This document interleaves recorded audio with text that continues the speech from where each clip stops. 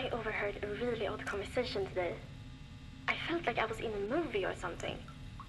I was returning from fishing when I found this little shed that had a small storage place under its roof.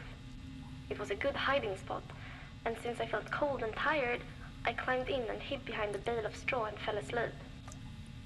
I haven't seen anyone in days or weeks, and I didn't expect to, but I awoke to the sound of voices. They belonged to a couple of dudes in scary military gear, sitting just down below, sheltering from the snow that had started to fall.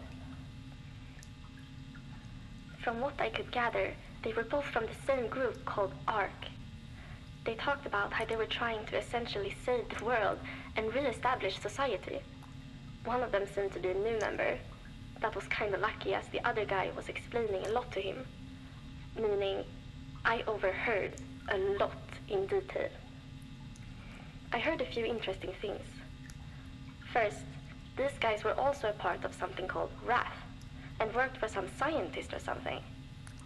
I mean, wanting to save the world and calling yourself Wrath, I didn't feel like jumping down and expecting they'd help and provide me with shelter. Even they didn't seem so sure about the whole deal.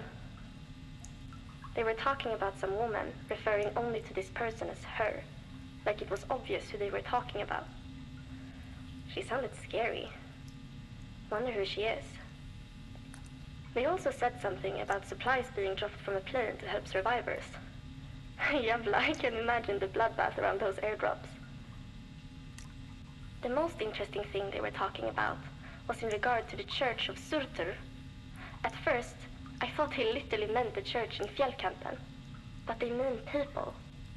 In a mocking tone, the guy said that they were playing Vikings, but what they meant was that there is supposedly a group trying to live the old way, instead of clutching at the remains of modern civilization. That sounds so good. I have to find these people. If only I knew where to start.